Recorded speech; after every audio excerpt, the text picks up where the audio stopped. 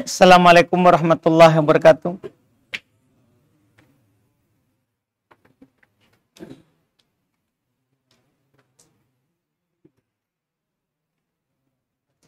Alhamdulillahirabbil alamin. Wassalatu wassalamu ala Rasulillah wa ala alihi washabihi wa man tabi'ahum bi ihsan ila yaumiddin. Amma ba'd. Kaum muslimin jamaah salat maghrib rahimani wa rahimakumullah. Alhamdulillah, kembali pada malam hari ini kita mengkaji kitab Ushulul Iman, dalil-dalil seputar keimanan, hadits-hadits dari Nabi sallallahu alaihi wasallam terkait dengan rukun iman. Pada malam hari ini alhamdulillah kita memasuki hadits 99 dari 142 hadits dari pilihan di sini di kitab Ushul Al-Iman. Alhamdulillah, kita tentunya masih di pembahasan keimanan kita terhadap Nabi Muhammad sallallahu alaihi wa ala alihi wasallam, dan terakhir pentingnya kita berpegang dengan yang beliau bawa,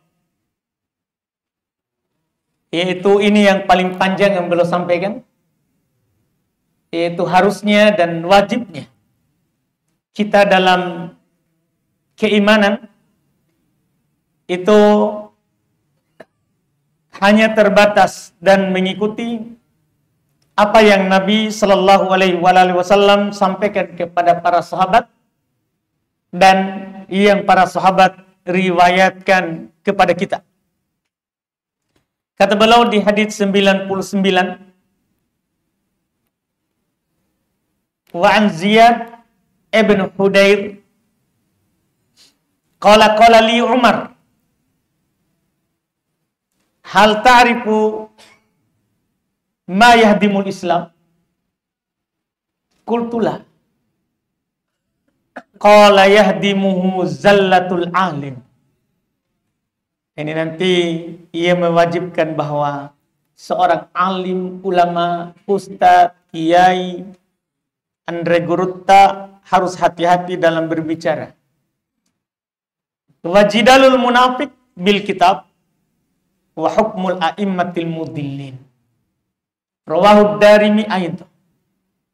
Hadits riwayat Imam Ad-Darimi juga dalam Sunan Ad-Darimi. Kata beliau dari Ziyad ibn Hudair radhiyallahu taala anhu. Beliau berkata, Umar pernah berkata kepadaku, khalifah kedua, yang beliau ini punya keunggulan.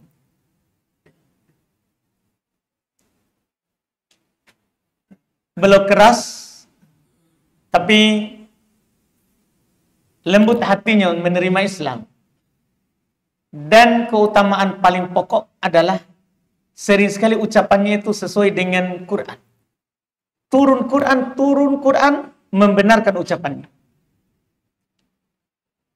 Awal dulu, kaum muslimin dari kalangan perempuan itu belum pakai hijab. Umar usulkan, terus seandainya pakai jilbab saja, pakai hijab, itu muslimat. Turun Quran, mewajibkan pakai hijab. Waktu Nabi SAW punya tawanan perang, Nabi minta saran kepada Abu Bakar, Ali, Umar, terkait dengan tawanan, mau kita apa ini? Iya. Umar bilang, kita potong saja lehernya semua. Tidak boleh kita punya tawanan orang kafir. Kalau tidak mau masuk Islam, ya, kita bunuh. Tawarkan kepadanya Islam. Abu Bakar bilang, Kita tukar saja. Tawanan kafir kita tukar dengan tawan muslim. Kan ada juga muslim ditawan oleh kafir. Kita tukar saja. Maka Rasulullah condong kepada pendapatnya Abu Bakar.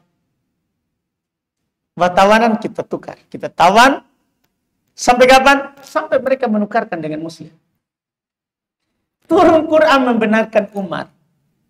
Yang mengatakan tidak pantas bagi Nabi memiliki tawanan. Kalau ada, tidak mau masuk Islam pun. Kan ini saat perang. Ini saat perang. Jadi benarkan Umar.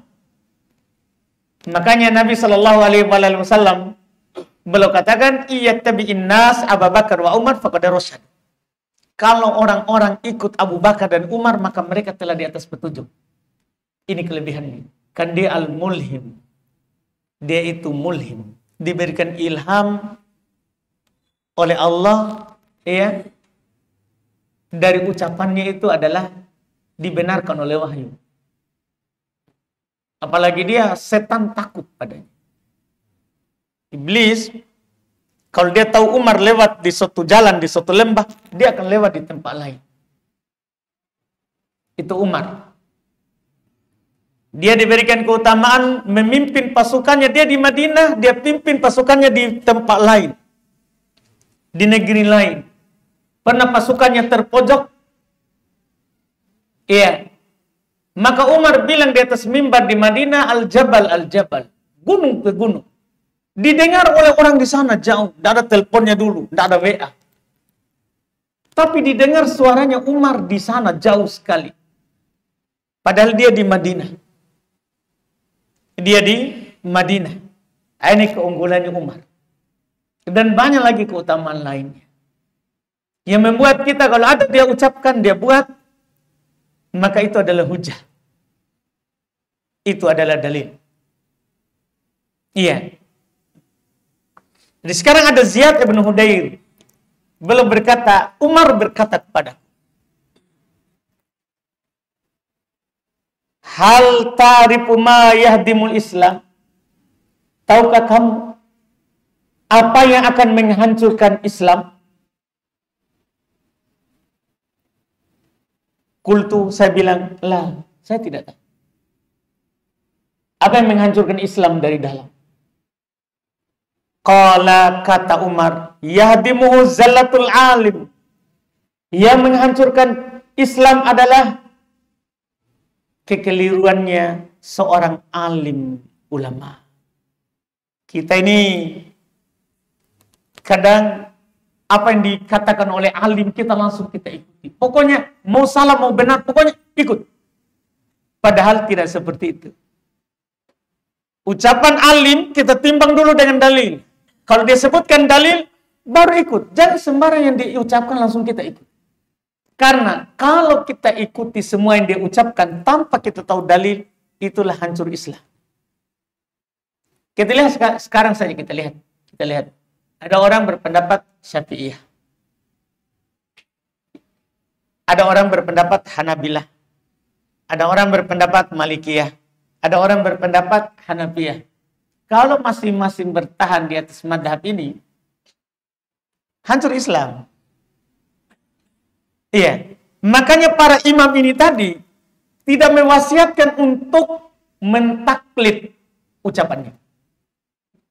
Imam Syafi'i berucap, kalau sahih hadits itu pendapat, buang pendapat saya, ambil hadits. Wasiat Imam Syafi'i itu. Sekarang tiba-tiba ada orang, ini Imam Syafi'i ini hadits, enggak Syafi'i. Padahal Imam Syafi'i bilang begitu. Kalau sahih hadits, buang pendapatku. Belum bilang begitu. Fatribu qawli. Buang pendapatku. Ambil hadits. Imam Syafi'i. Imam Malik juga bilang begitu. Karena belum pengajar di Masjid Nabi di Madinah, belum bilang kullun yuqbal qawluhu wa yurad illa sahib hadhil kubur. Semuanya itu bisa diambil pendapatnya dan bisa kita tolak. Kecuali pemilik kuburan ini, dia tunjuk kuburannya Nabi. hanya pemilik kuburan itu tidak bisa ditolak. Semuanya bisa ditolak. Saya ngomong apa kita bisa tolak. Kecuali saya sebutkan dalil, tidak boleh kita tolak. Karena kita menolak dalil nanti. Tapi adapun kalau saya bilang, kalau menurut saya, ini masalah. Tanpa disebutkan dalil. Iya. Karena kenapa? Ketika kita mengambil taklid kepada alim, dan dia salah, itu menghancurkan Islam. Ini Umar bilang begitu. Pertama akan menghancurkan Islam adalah zallatul alim. Kesalahannya alim.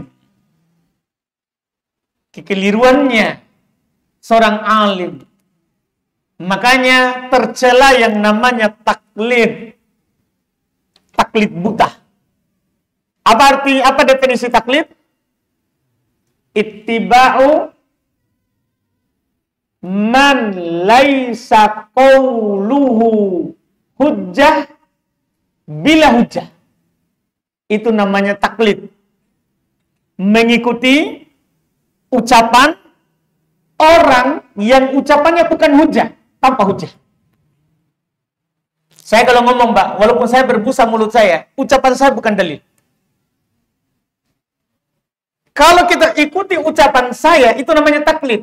Tapi tanpa dalil. Tanpa dalil.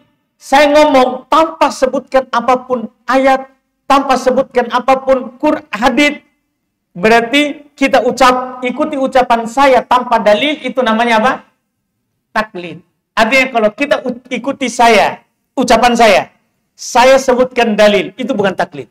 Jadi jangan sembarang bilang taklid kalau kita tidak paham. Taklid itu kita ikuti ucapan orang yang ucapannya itu bukan dalil. Ya, siapa yang ucapannya dalil? Nabi. Nabi ucapannya adalah dalil. Artinya kalau kita ikuti ucapan Nabi, kita bukan taklid. Karena ucapan Nabi adalah dalil. Tapi kalau kita ikuti ucapan ustaz, kiai, tanpa dalil, taklid. Taklid. Tapi kalau kita ikuti, kenapa kita ikuti itu? Karena dia sebut dalil, ada ayat, ada hadits, maka kita tidak dinamakan taklid. Tidak dinamakan dan tidak dikatakan taklid. Ini harus paham kapan itu dikatakan taklid. Iya. Kapan ada orang ikuti pendapat Syafi'iyah tanpa dalil, taklid namanya. Itu namanya taklid. Dan taklid itu tanpa dalil, madmumah, tercela, tidak terpuji. Kalau kita ikut-ikutan. Kenapa kamu lakukan itu? Ustaz lakukan itu. Apa dalilnya Ustaz? Tidak tahu. Ya tanya dulu. Ustaz, apakah ada dalil yang kita lakukan itu?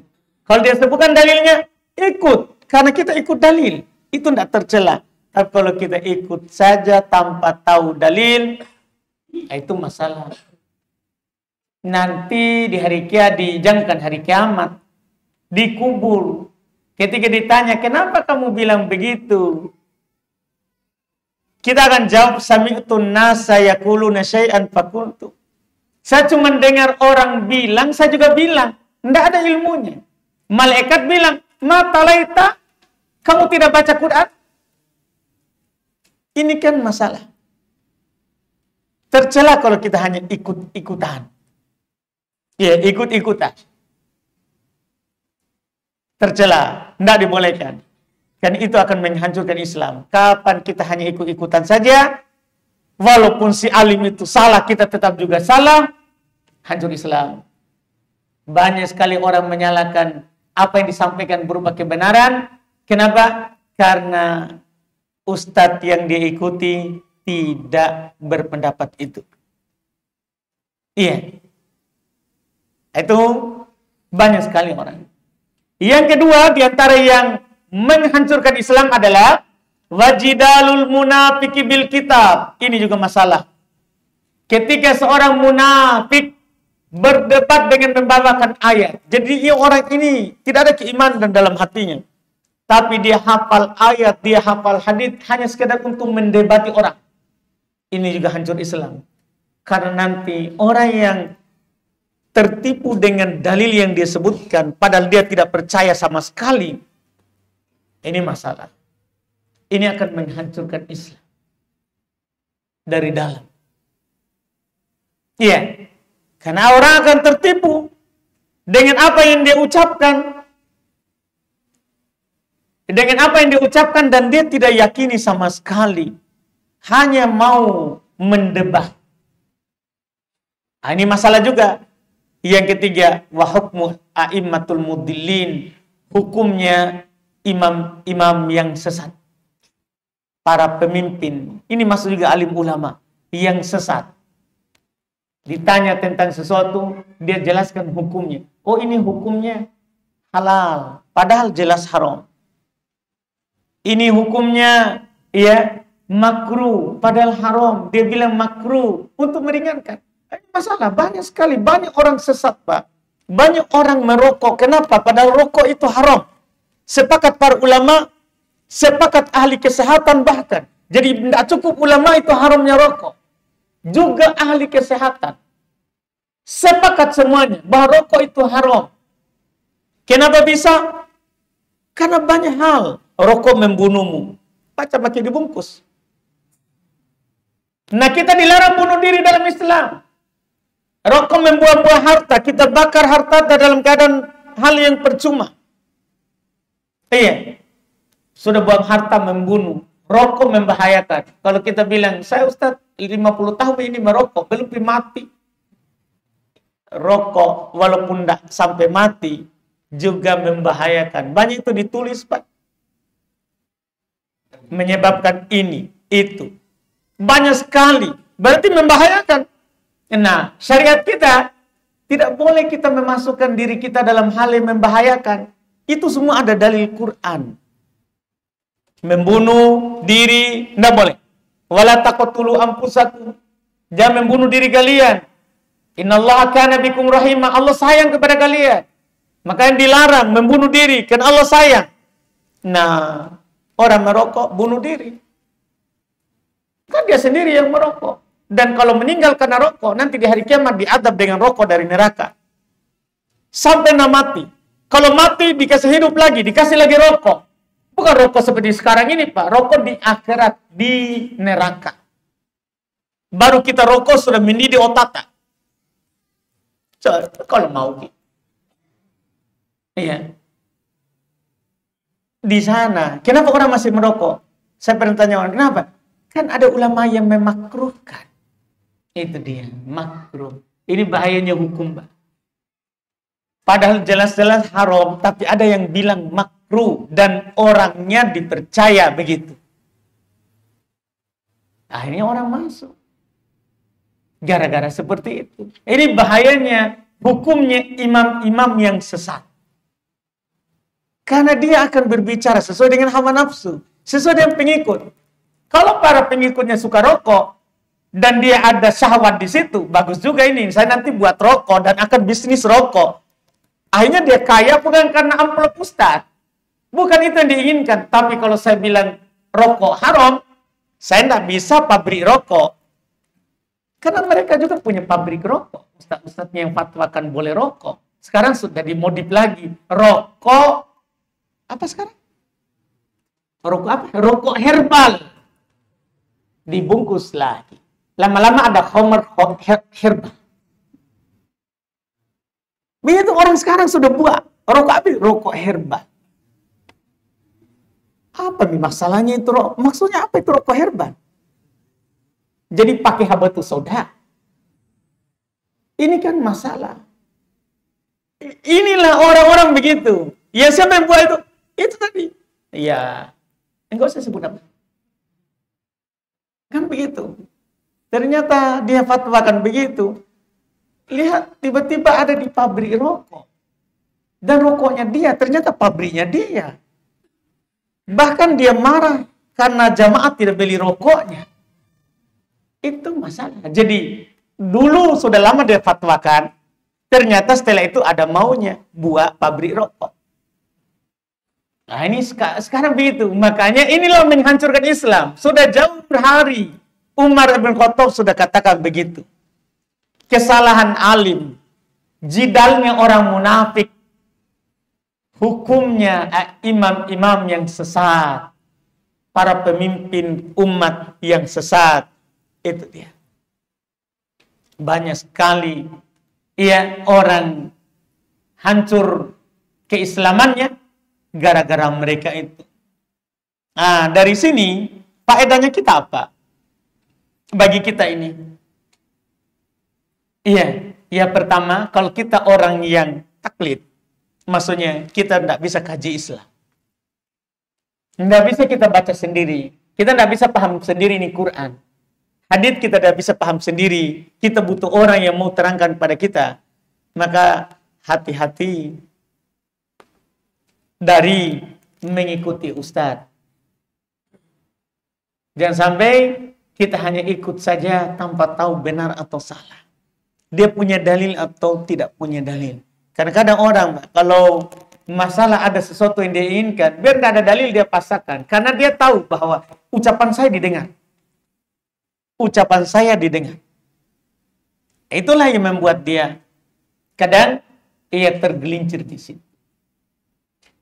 Nah, ini yang harus kita perhatikan. Zallatul alim. Lihat saja kita contohkan, itu kan tadi contoh rokok, musik. Kita tahu orang yang pertama sekali yang mengatakan bahwa musik itu adalah tidak diharamkan. Itu Ibn Hazm Ad-Dhahiri. Menurut dia tidak ada dalil. Tidak ada dalil yang mengharamkan musik. Itu dia pendapatnya begitu.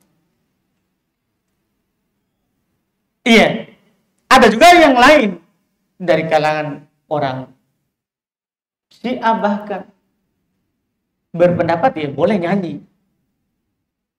Boleh nyanyi. Halal musik. Tapi kita ambil contoh Ibn Hazm. Ini pendapat dia ini. Inilah yang diikuti oleh orang-orang yang menghalalkan musik. Padahal ini adalah zallatul alim. Ini kesalahan Ibn Hazm. Kenapa dianggap salah? Imam 4 menyelisihinya. Abu Hanifah, Imam Malik, Imam Syafi'i, Imam Ahmad mengharamkan musik. Dan mereka punya dalil. Dalil ada di riwayat Imam Bukhari. Secara ta'liq di Abu Daud, murid Imam Bukhari. Dia sambung sanadnya sampai ke Nabi.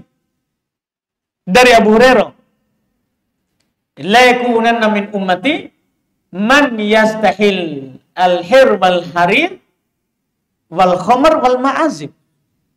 Akan ada dari umatku orang yang menghalalkan zina, menghalalkan sutra bagi laki-laki, menghalalkan khamar, dan menghalalkan musik.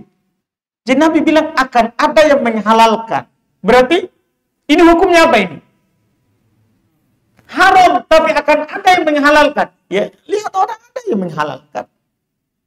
Dengan banyak alasan. Dengan banyak alasan. Dia halalkan. Padahal jelas Nabi haramkan. Tapi inilah zallatul alim. Ketergelinciran alim itu masalah. Karena ada saja orang yang hawa nafsunya sudah halalkan, cari pendukung. Cari pendukung, kalau di Quran tidak dapat, di hadits tidak dapat, carilah pendapat ulama. Nah, ini namanya orang taklid. Karena ucapannya Ibn Hazm bukan hujjah. Ini jauh dari masa kenabian. Dia pergi ikuti. Padahal tidak. Itu ucapannya bukan hujjah. Dia tinggalkan hadits Nabi gara-gara dia mau berpendapat musik halal. Inilah yang menunjukkan bahwa Zalatul alim. Kesalahan alim itu berat. Berat. Karena banyak orang akan sesat setelahnya. Jadi bagi kita, hati-hati. Bagi seorang yang mau menyampaikan agama, maka hati-hati juga menyampaikan. Kalau tidak tahu, bilang tidak tahu. Jangan dipaksakan jawab dulu kalau belum tahu. Sampai nanti tahu, kita cari tahu lagi setelahnya. Kalau ada masalah, apalagi masalah-masalah yang baru. Iya, masalah yang baru. Belum terjadi di zaman sebelum kita, munculnya di zaman ini. Sebelum kita fatwakan, jelaskan kepada orang, harus cari tahu dulu. Dalil-dalil tentang hukum itu. Apa yang semisal dengan kejadian itu di masa Nabi, di masa sahabat, dan mereka pakai berdalil dengan itu. Misal, Pak, terjadi sebelum kita ini, corona. Kan belum pernah corona di zaman dulu. Tapi yang namanya penyakit itu sudah terjadi di zaman Nabi, sudah ingatkan. Dulu ada namanya wabah taun.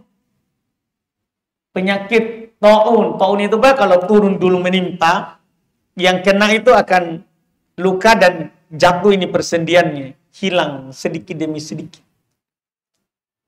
Dan dia tersebarnya juga cepat. Nabi anjurkan, kalau kalian mendengar penyakit wabah taun turun di sebuah negeri, jangan masuk di situ. Dan Nabi anjurkan yang ada di negeri itu, jangan keluar. Di situ saja. Karena ini sudah turun menimpa negeri itu, dan kalau memang tidak ditakdirkan, kita tidak akan meninggal. Tidak akan ditimpa oleh penyakit itu. Yang dari luar, jangan masuk. Jangan sampai nanti pergi masuk situ, kena, langsung kita yakini, saya sakit karena masuk situ, bukan karena Allah. Makanya, jangan masuk. Iya. Muncullah penyakit kemarin. Itu yang kita samakan. Oh, ini penyakit cepat. Ya, kalau kita sudah ada daerah situ, jangan pergi-pergi ke daerah lain. Kenapa? Itulah. Orang langsung cari tahu. Ini kenapa tersebar? Oh, ada yang dari sini. Ini masalah. Nanti keyakinannya beda lagi. Tadinya sakit karena Allah, sekarang menjadi sakit karena ke situ. Kenapa kamu sakit? Dekat tadi sama yang batuk. Sudah salah keyakinan lagi. Padahal walaupun kita taruh hidung tadi orang yang batuk, tidak sakit juga. Kalau tidak ditakdirkan. Tapi begitulah. Iya. Kalau kita tidak kaji ini, kemudian kita berbicara tanpa dikaji, ini kan masalah. Nanti bisa-bisa kita kritik aturan pemerintah. Kenapa dia larang kita kemana-mana? Iya, kita tidak boleh ke masjid. Tapi di pasar tetap buka. Itu kan, semua itu adalah ucapan orang yang memanas-manasi kaum muslimin. Iya. Ini pemerintah salah. Itu intinya. Iya. Kita salah fatwa gara-gara itu. Iya. Gara-gara hal kita yang tidak kaji. Makanya sekali lagi, kesalahan alim ini bahaya. Iya. Kekeliruannya alim itu berbahaya. Karena orang mengikuti. Maka perlu ketika ada orang yang mengucapkan kepada kita sesuatu, timbanglah selalu dengan dalil. Apakah sudah cocok dengan dalil dari Nabi? Dan apakah sudah sesuai dengan yang dipahami oleh para sahabat? Atau tidak sesuai? Makanya beliau sampaikan ini hadits yang ke-100. Ucapannya Hudzaifah ibn Yaman, sahib sir Rasulullah, sahabat rahasia Rasulullah. Kata beliau an Hudzaifah, dari Hudzaifah radhiyallahu taala anhu, qala, kullu ibadatin la yata'abbaduha ashabu Rasulillah fala ta'abbaduha fa innal awwala lam yada' lil akhir maqalan fattaqullaha ya ma'syaral qurra wa khudu tariqa man kana qablakum. Masya Allah. Rawahu Abu Dawud, riwayat Imam Abu Dawud.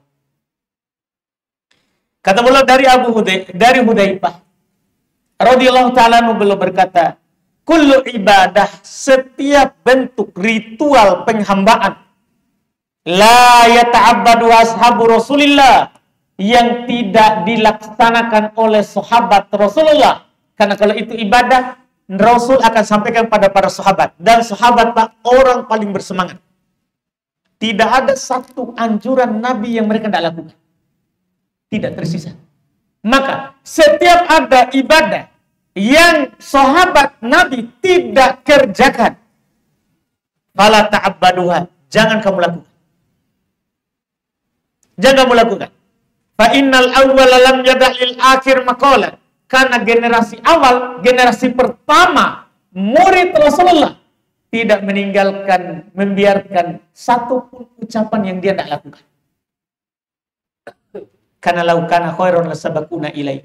Kalau itu kebaikan, pasti mereka dulu melakukan. Mereka dulu yang melakukan. Fattakullah, maka bertakwalah kepada Allah. Ini ucapan Hudzaifah. Ya ma'syarul qurra, wahai orang-orang yang baca Quran. Wa khudu tariqa man kana qablakum, ambil saja jalannya orang-orang yang sebelum kalian. Itu harus kita lakukan. Ada ibadah, orang anjurkan. Ini ibadah bagus, ini kita lakukan bagus. Pertanyaannya, apakah para sahabat juga melakukan ibadah itu? Kalau mereka lakukan, berarti itu ibadah. Karena tidak ada satupun, sekali lagi, tidak ada satupun bentuk ibadah yang dianjurkan yang mereka tidak lakukan. Tidak ada. Iya, karena mereka orang paling semangat. Orang miskin yang tidak bisa sedekah di zaman Nabi datang kepada Nabi, mengeluh, wahai Rasulullah, orang-orang kaya telah mendahului kami dengan pahala-pahala besar. Apa itu? Mereka bersedekah, kami tidak bersedekah. Mereka berhaji, kami tidak bisa berhaji. Mereka membebaskan budak, kami tidak bisa membebaskan budak. Baik kan? Dia tidak mau lakukan karena miskin. Tapi Rasulullah menghibur mereka. Mau nggak kalian saya tunjukkan amalan?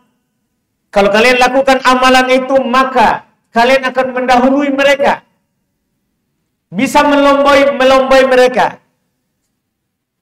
Bisa berlomba-lomba dengan sahabat-sahabat yang kaya. Para sahabat yang miskin senang dengan mendengarkan hal itu. Iya. Maka Rasulullah ajarkan kepada mereka setelah mereka mau. Diajarkanlah kalian dzikir setelah salat 5 waktu. Bertasbih 33 kali. Bertahmid 33 kali. Bertakbir 33 kali. Kemudian tahlil 1 kali. Semuanya 100. Mereka senang lakukan. Setiap salat 5 waktu lakukan. Tapi qadarullah didengar lagi oleh orang-orang kaya. Mereka lakukan juga seperti orang miskin juga tadi. Jadi sudah bersedekah, berhaji, bebaskan budak, dzikir juga setelah sholat 5 waktu. Sahabat lagi datang mengeluh. Ini mereka juga melakukan seperti yang kami lakukan. Lihat, semangat. Semangatnya. Iya. Yang kita lewati baru-baru.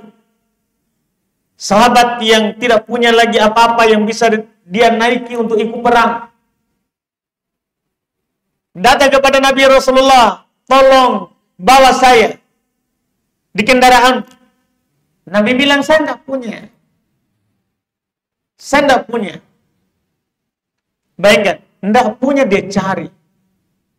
Nah, ini semangatnya mereka. semangatnya mereka. Mereka tidak lewati 5 ayat yang dia baca, kecuali diamalkan dulu. Kita, berapa ayat yang kita lewat dan amalkan? Atau tidak pernah lewat? Kita ini sentuh Quran, Ramadan. Iya.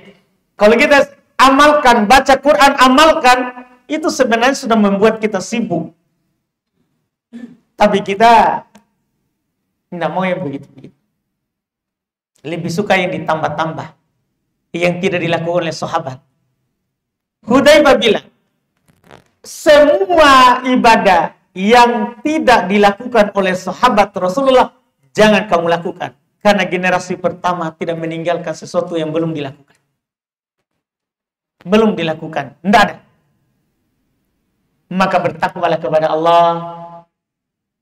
Ambil saja jalan orang sebelum kita. Penutup, karena ini ada hubungannya, hadits Ibnu Mas'ud 101. Kata beliau Ibnu Mas'udin radhiyallahu ta'ala an. Dari Ibnu Mas'ud radhiyallahu ta'ala an, sudah sering kita dengar ini Ibnu Mas'ud. Banyak haditsnya karena dia adalah sahabat yang awal-awal masuk Islam dari kalangan anak muda. Dia sekali lagi mengambil langsung Al-Quran dari mulutnya Rasulullah. Ada 70 surat diambil langsung dari Rasulullah. Dari mulutnya. Turun kepada Rasulullah, dia dengar langsung dari Rasulullah. 70 surat. Berarti sudah banyak sekali karena hanya ada 114 surat di Quran. Ini orang.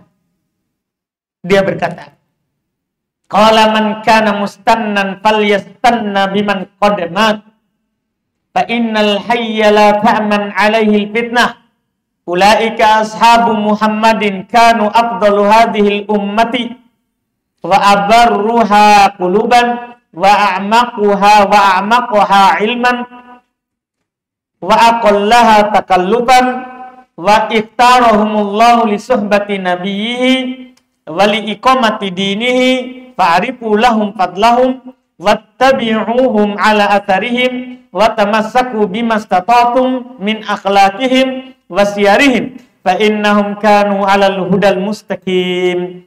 Ucapan yang indah walaupun agak panjang. Tapi kalau kita pahami ini ucapan dan kita cukupkan dengan ucapan itu, kita akan selamat di kehidupan dunia ini, demikian pula di akhirat. Kata beliau, man kana mustanna, siapa yang mau mengambil contoh suri toladan, falyastan biman qadamat, maka hendaklah ambil contoh suri teladan dari orang yang sudah meninggal. Jadi kalau mau ambil contoh, ambil tercontoh sejarah orang yang telah meninggal. Rasulullah, ambil contoh dari sejarahnya. 25 tahun, sampaikan risalah, amalan apa yang dilakukan, amalan apa yang dikerjakan, berupa ucapan, perbuatan, keyakinan, amalan apa? Sahabat, amalan apa yang mereka telah kerjakan yang dianjurkan oleh Rasulullah?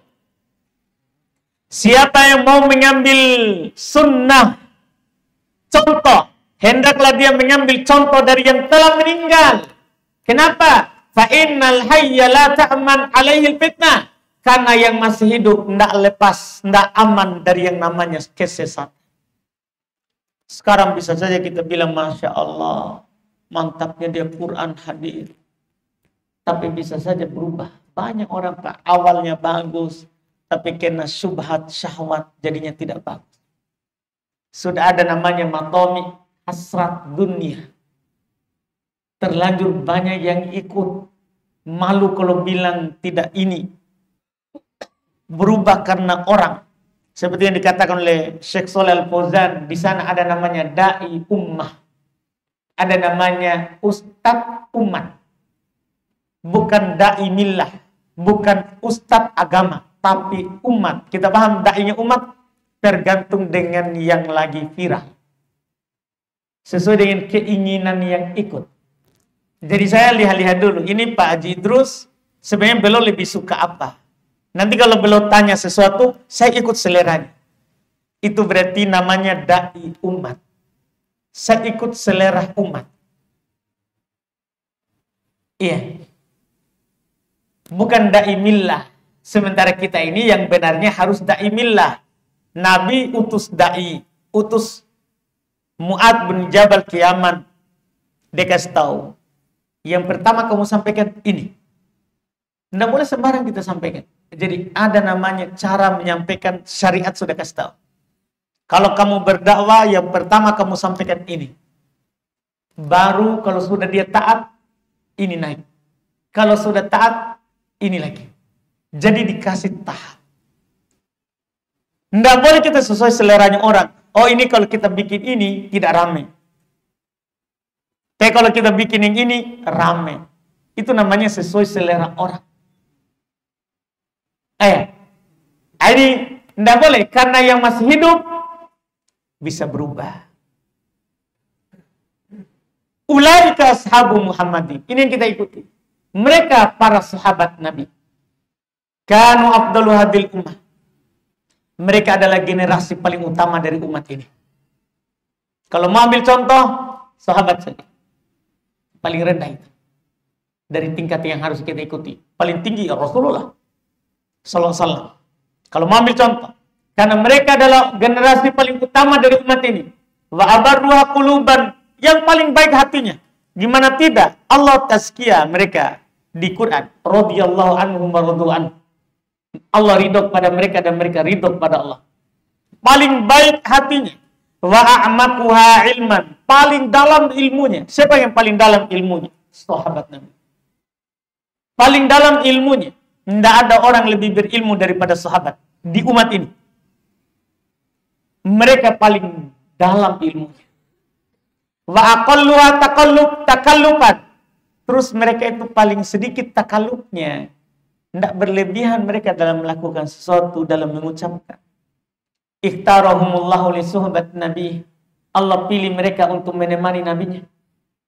Allah pilih mereka untuk menemani nabinya. Kalau ada yang lebih utama, maka Allah akan pilih hidup menemani nabinya. Di masa Nabi banyak orang, banyak manusia, tapi yang dipilih hanya sahabat Nabi SAW. Iya. Ini mereka. Wal iqamat bidini, dan untuk menegakkan agama Allah.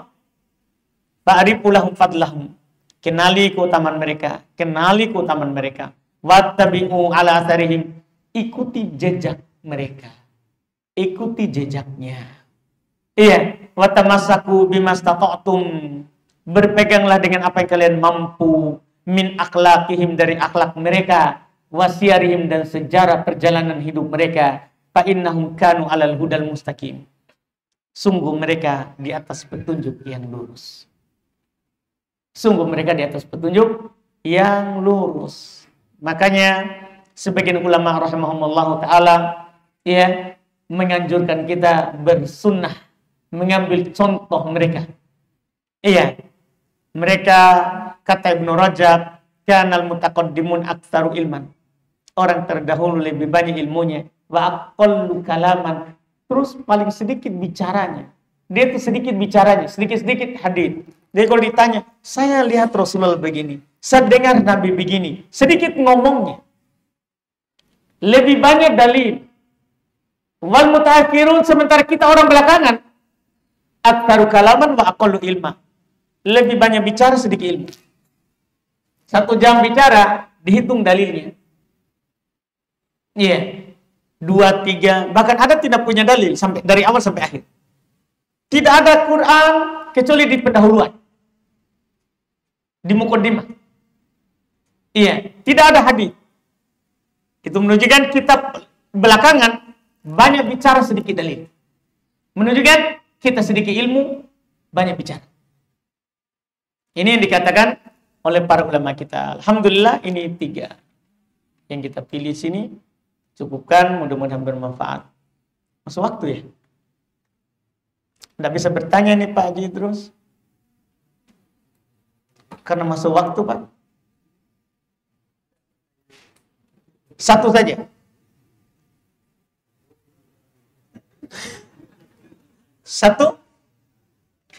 Satu saja. Karena habis waktu.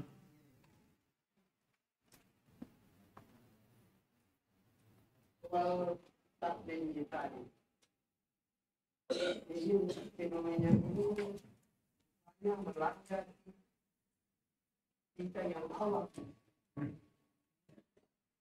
menyentuh atau dia dari yang kita anggap lihat mungkin kita tidak yakin bahwa ini namanya padahal tidak berdalil. Nah, maka bertanya yang jamaah yang mendengar itu dengan yang tujuannya yang tidak mungkin dari hanya komunitas.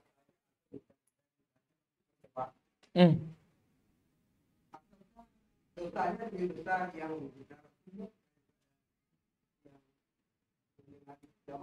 dengan jamaah ini tidak merubah sikap sampai akhir ayat dan merasa itu benar.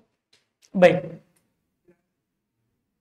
Pertama bagi penceramahnya sudah lewat bagi kita, alhamdulillah, dalil menda'a ila dolalah, siapa yang mengajak kepada kesesatan, sudah lewat itu. Nabi yang bilang begitu, siapa yang mengajak kepada kesesatan, kana alaihi minal ithm, adalah baginya dosa.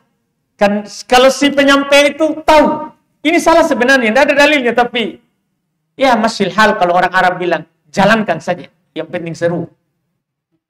Iya, dia tahu itu salah, tapi karena masyarakat sukanya itu, orang yang hadir jamaah dia adalah sukanya itu, sampaikan. Dia sampaikan. Ini mandailah dolala, siapa yang mengajak kepada kesesatan, karena alaihi minal itu, baginya dosa. Wa ithm man tabi'ah min ghairi ayyan qasam min athamihim syai'a, dan dosa yang mengikutinya tanpa mengurangi dosa mereka sedikit pun. Seperti itu. Kecuali terus tadi yang menyampaikan ini tidak cari tahu lagi. Kalau dia cari tahu lagi, dia bertanya, betul nggak itu yang dibilang oleh ustaz? Karena ustaz tidak pakai dalil. Terus kita tanya orang lagi, kita berusaha tanya, maka kita tidak dosa. Karena hanya itulah yang sampai kepada kita. Tapi kalau kita hanya diam di situ, dengar saja, walaupun tanpa dalil, tanpa kita cari tahu lagi yang benarnya, kita berdosa. Kita berdosa tanpa mengurangi dosa ustaz juga. Nah, tentunya dari situ dosa ustaz lebih besar daripada dosanya yang ikut. Karena kalau yang ikut 10, diambil 10. Sementara yang ikut cuma dosanya sendiri. Kecuali dia ajak lagi orang lain. Seperti itu, Pak. Alhamdulillah. Kita cukupkan kalau begitu. Alhamdulillah. Subhanaka hamdik, asyhadu an la ilaha illa anta, astaghfiruka wa atubu ilaik. Assalamualaikum warahmatullahi wabarakatuh.